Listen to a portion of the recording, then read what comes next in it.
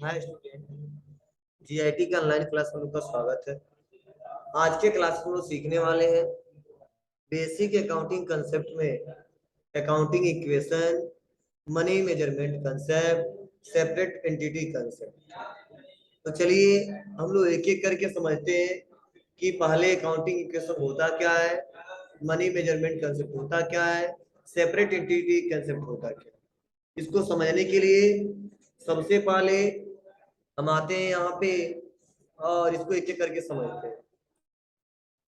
देखिए यहाँ पढ़ना हमको अकाउंटिंग इक्वेशन, पहले समझने की कोशिश कीजिएगा अकाउंटिंग इक्वेशन होता क्या। जैसे एक बिजनेस है और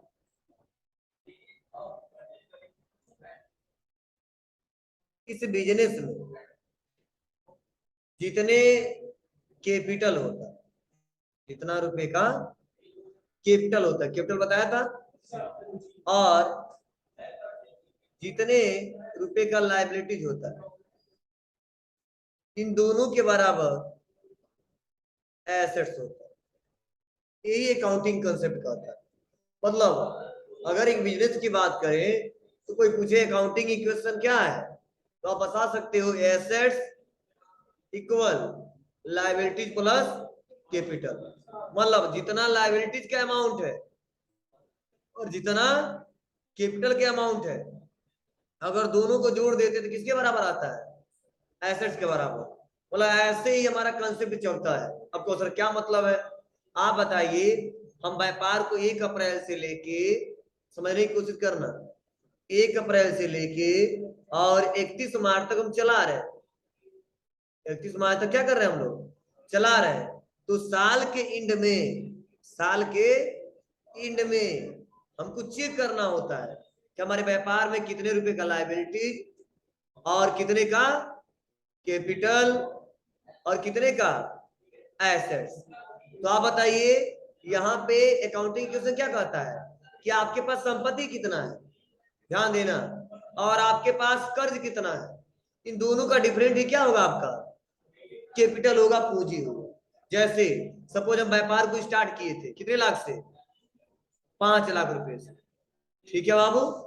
और 5 लाख रुपए से स्टार्ट किए थे, हमारा व्यापार चलता गया चलता गया चलता गया, और लास्ट में उस साल के लास्ट में हम 2 लाख प्रॉफिट कर लिए। क्या कर लिए, 2 लाख प्रॉफिट कर लिए। तो आप बताइए साल के एंड में कितना लाख रुपए हो जाएगा, 5 2 7 लाख। समझ बात है आपको ना।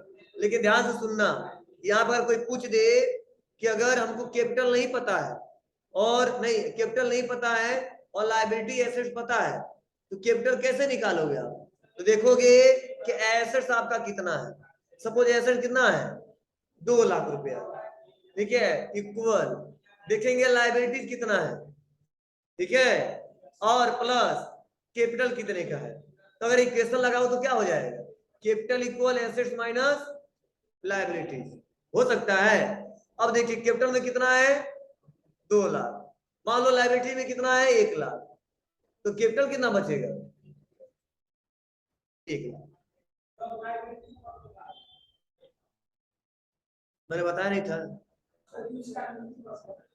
कर्ज होता है, कितने लाख रुपए का हमारे व्यापार में कर्ज है, जिम्मेदारी जो हमको देना है दूसरे को।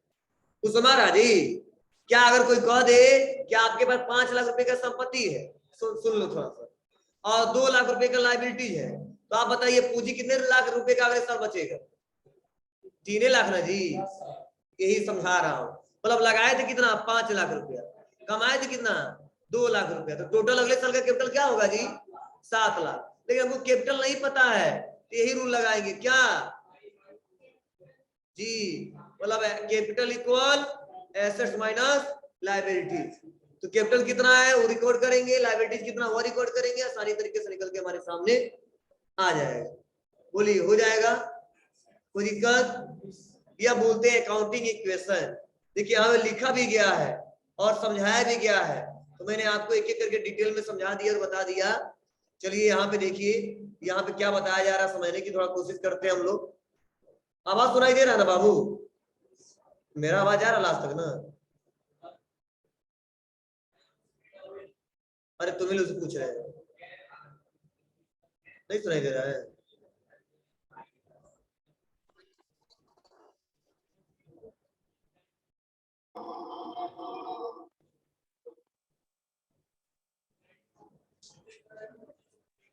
देखिए यहाँ पे बताया भी जा रहा है,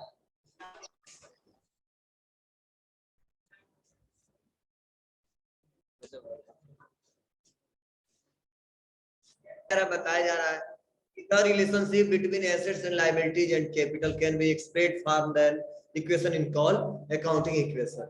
Accounting is equation to this equation, assets of business are the always equal to the total of its liability and capital. मतलब एसेट्स हमारा किसके बराबर होता है? कैपिटल और लायबिलिटीज के बराबर। और वो कौन लगाता है? ऑनर।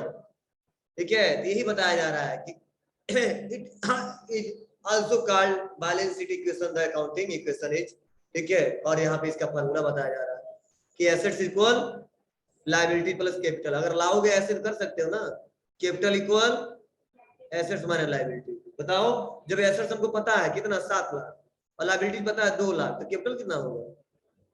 5 लाख। तो समझे? ऐसे हम आसानी तरीके से, ठीक है, यही अकाउंटिंग क्वेश्चन है, कोई पूछे तो यही फार्मूला बताएंगे कि assets equal liability plus capital.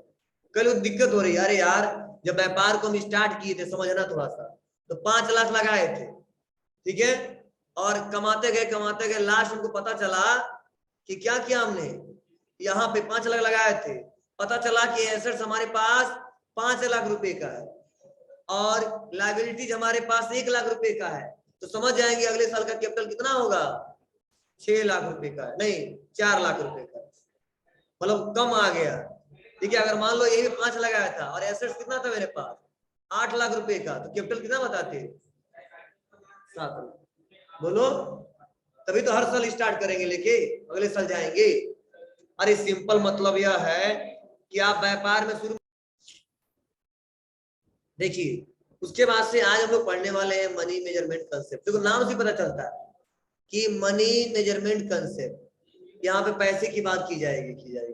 अब ध्यान दीजिए मतलब होता क्या है। मतलब बिजनेस में जो भी हम लोग ट्रांजैक्शन करते हैं उसको मेजर किसके रूप में किया जाता है? मनी के रूप में। किसके रूप में बाबू? मनी के रूप में। अब 1 रुपया हो या 2 पैसा हो या 1 लाख रुपया हो, मतलब जैसे मान लो या रिमोट खरीदते हैं तो रिमोट को मेजर किसमें करते हैं? पीसेस में। किसमें? मतलब यूनिट क्या है इसका? पीसेस। वैसे अकाउंटिंग में कोई भी ट्रांजैक्शन करते हैं उसका कॉमन यूनिट क्या होता है? मनी होता है। मतलब खरीदो चाहे बेचो, पैसा रिसीव करो, पेमेंट करो, हर कंडीशन में किसकी बात की जाएगी? मनी की बात की जाएगी। ठीक है, तो यही थोड़ा बताया जा रहा है। क्या समझाया जा रहा है, थोड़ा समझने की कोशिश कीजिएगा। आपको बताया जा रहा है यहाँ पे कि इस कंसेप्ट के अनुसार सभी बिजनेस ट्रांजैक्शन को एक कॉमन यूनिट से मेजर किया जाता है। समझना, इस कंसेप्ट के अनुसार सभी बिजनेस ट्रांजैक्शन को एक कॉमन यूनिट से मेजर किया जाता है जिसे मनी कहा जाता है। मतलब जितने ट्रांजैक्शन होते हैं उसका कॉमन यूनिट क्या है? मनी है। अगर ऐसे ट्रांजैक्शन जिसे मनी के रूप में एक्सप्रेस किया जा सके या मेजर किया जा सके उसे ही बिजनेस ट्रांजैक्शन माना जाए। मतलब अगर उसमें मनी की बात ना की जाए तो समझो बिजनेस रिलेटेड ट्रांजैक्शन नहीं है और बुक ऑफ अकाउंट में रिकॉर्ड किया जाएगा। मतलब वो मनी से रिलेटेड है, ठीक है, तो उसे बिजनेस ट्रांजैक्शन माना भी जाएगा और उसे बुक ऑफ अकाउंट में रिकॉर्ड भी किया जाएगा। लेकिन जैसे कोई सेल्समैन किसी पार्टिकुलर दिन में कितने अमाउंट का गुड्स सेल करता है उसको किस में रिकॉर्ड करेंगे? बिजनेस में रिकॉर्ड करेंगे। फिर से केवल इस अमाउंट को ही बुक्स ऑफ अकाउंट में रिकॉर्ड किया जा सकता है, जबकि एम्प्लॉय सर्टिफिकेशंस को बुक ऑफ अकाउंट में, ठीक है, रिकॉर्ड नहीं किया जा सकता है क्योंकि हम सर्टिफिकेशंस को मनी के रूप में मेजर नहीं कर सकते। अब क्वेश्चन क्या मतलब है? जैसे हमारा बिजनेस है और हम बेच रहे हैं, क्या कर रहे हैं बाबू? बेच रहे हैं। अब हमारा कस्टमर आया, क्या आया? कस्टमर आया और हमने 500 रुपए का उसको बेच दिया। क्या मनी की बात की जा रही है ना? मतलब आपको इसको मनी के रूप में बात है, इसको क्या करेंगे? बिजनेस में रिकॉर्ड करेंगे और कितना रुपए का है रिकॉर्ड करेंगे? लेकिन यही कस्टमर आया और हमने खूब बतियाया, हमसे संतुष्ट है, लेकिन खरीद कर नहीं लेके जा रहा है, ठीक है, तो बताइए उसको मनी के रूप में आज रिकॉर्ड कर देंगे, वो कह रहा नहीं हम कल आएंगे 1 लाख रुपए के एसी खरीद के ले जाएंगे, कल आएंगे, ठीक है, दो हम क्या करेंगे बाइक खरीद के ले जाएंगे, मतलब संतुष्ट है, लेकिन उसको आज ही रिकॉर्ड कर लेंगे क्या? नहीं, कल खरीदेगा तो कल रिकॉर्ड करेंगे, ठीक है ना। यही बताया जा रहा मनी मेजरमेंट कंसेप्ट, मतलब वो मनी से रिलेटेड है, वो ट्रांजेक्शन हो रहा है, उसमें मनी की बात की जा रही है, एक कॉमन यूनिट मनी है, ठीक है, तो उसे बोलते हैं मनी मेजर कंसेप्ट, ठीक है, उसी को बिजनेस में रिकॉर्ड किया जाता है। लेकिन कोई आया, मैं आप सपोज मान लो आप इंक्वायरी के लिए आए, हमने आपको संतुष्ट कर दिया, अगर रसीद बनवा दिए थे तो बिजनेस अकाउंट में रिकॉर्ड कर लेते, लेकिन आपने बात खूब बताया, 1 घंटा में समझाया, मुझे लग रहा है एडमिशन हो जाएगा, लेकिन 1500 रिकॉर्ड कर लेंगे क्या? नहीं, जब आओगे आप एडमिशन कराओगे तभी तो रिकॉर्ड करेंगे, यही बोला गया, संतुष्ट हो फिर भी उसको बुक ऑफ अकाउंट में रिकॉर्ड नहीं करेंगे, कब तक? जब तक वह क्या ना हो जाए, वह ट्रांजेक्शन ना हो जाए, ठीक है। अब जिस डेट का ट्रांजेक्शन रहता है उसी हिसाब से मेंशन करते हैं और दिखाते हैं। बोलिए, इसमें कोई दिक्कत नहीं है ना आप लोग को? बोलिए। नेक्स्ट अगला हम लोग सीखने वाले हैं वो सेपरेट एंटिटी कंसेप्ट। हमने हाल ही में अभी आपको पढ़ाया था एंटिटी के बारे में, कोई बताएगा एंटिटी किसे कहते हैं? बोलिए, हाल ही में बताया था हमने, मैंने आपको बताया था कि अकाउंटिंग में जो एंटिटी कंसेप्ट है क्या कहता है कि जो बिजनेस का ओनर, समझना, बिजनेस का ओनर मतलब मालिक और बिजनेस दोनों का अलग अलग अस्तित्व है। एंटिटी कंसेप्ट यही कहता है कि बिजनेस का मालिक और बिजनेस के ओनर का क्या है, अलग अलग अस्तित्व है। तो सर कैसे? तो जब यह व्यापारी मतलब एएसके व्यापार में पैसा लगाते हैं, इन्वेस्ट करते हैं, तो उसे हम किस में रिकॉर्ड करते हैं? कैपिटल करते हैं। और उसी समय इस बिजनेस का, ठीक है, अगर मान लो 2 लाख रुपए इन्होंने दिया, उसी समय इस बिजनेस का लायबिलिटी चढ़ जाता है, कितने रुपए का? 2 लाख का। किसके ऊपर? जी, मतलब यस्के ने आपको स्टार्ट किया, किसको? बिजनेस को। कितने रुपए देके? 2 लाख। तो कभी भी हम कह सकते हैं कि मैंने आपको स्टार्ट किया था कितने रुपए से? 2 लाख से। मतलब बिजनेस अभी चलाएंगे, बिजनेस कहता है बिजनेस अभी चलाओगे, लेकिन अकाउंटिंग का रूल बनाया गया है, बोला गया है कि उसी समय बिजनेस के ऊपर लायबिलिटीज बुक हो जाता है, कितने रुपए का? 2 लाख का। किसको देना है? अपने मालिक को देना है, दूसरा कोई लेगा क्या? नहीं। और जैसे मालिक पैसा लगाता है उसमें किस में रिकॉर्ड करते हैं? कैपिटल में, पूंजी में। मतलब इतना पूंजी दिया और इतना हमारा कर्ज चढ़ गया। अरे यार सिंपल शब्दों में समझो, एक बिजनेस है और बिजनेस को कोई स्टार्ट करता है तो कुछ पैसा देगा तो बिजनेस स्टार्ट होगा। तो ये बिजनेस क्या है? उसका कर्जदार हो गया, कितने का? 2 लाख रुपए का। भले बिजनेस वही चला है। अकाउंटिंग का रूल यही कहता है कि बाबू हमेशा अकाउंटिंग करिएगा बिजनेस रिलेटेड, मतलब बिजनेस रिलेटेड है तो बिजनेस में रिकॉर्ड करिए, और ओनर से रिलेटेड है तो ओनर में रिकॉर्ड करिए, तभी अकाउंटिंग सही से हो पाएगा, नहीं तो नहीं हो पाएगा। क्लियर है आपको? चलिए अब बताओ, एक और एग्जांपल बताता हूं। आप बताओ खुद कि बिजनेस को स्टार्ट कौन करता है? बिजनेस का मालिक ना, बिजनेस का ओनर। लेकिन मैंने आपको एक और कंसेप्ट बताया था, क्या बताया था जी? हमने एक और कंसेप्ट बताया था, हमने बताया था कि बिजनेस जब बिजनेस का ओनर अपने निजी खर्च के लिए पैसा निकाल लेता है, जैसे 2 लाख रुपए तो लगाया था क्या? कैपिटल। लेकिन आप बताइए इनको जरूरत पड़ गया तो दूसरे किसी से मांगने जाएंगे क्या? व्यापार से ही तो पैसा निकालेंगे।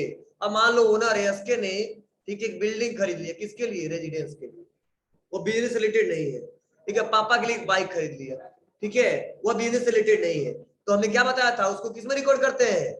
ड्राइंग में, जिसे क्या बोलते हैं? बताइए, आहरण बोलते हैं। क्लियर है ना? यही आपको बताया जा रहा है, क्या समझा रहा है समझो। कर इस कंसेप्ट के अनुसार ध्यान देना, कहा जा रहा है कि इस कंसेप्ट के अनुसार बिजनेस को एक एंटिटी के रूप में देखा जाता है, जो कि अपने ओनर से बिल्कुल अलग एंटिटी है। इस कंसेप्ट के अनुसार बिजनेस एक अलग एंटिटी है और उसका मालिक एक अलग एंटिटी है।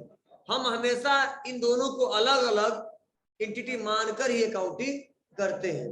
दोनों को अगर सेम मान लिए तो समझ हमारा अकाउंटिंग सब गड़बड़ हो जाएगा और आसानी तरीके से हम लोग अकाउंटिंग नहीं कर पाएंगे, दिक्कत होगी। क्लियर है ना आपको? तो यह होता है हमारा सेपरेट एंटिटी कंसेप्ट। कोई दिक्कत है? बोलिए, कोई क्वेश्चन है पूछ सकते हैं आप लोग, जो भी क्वेश्चन बताइए।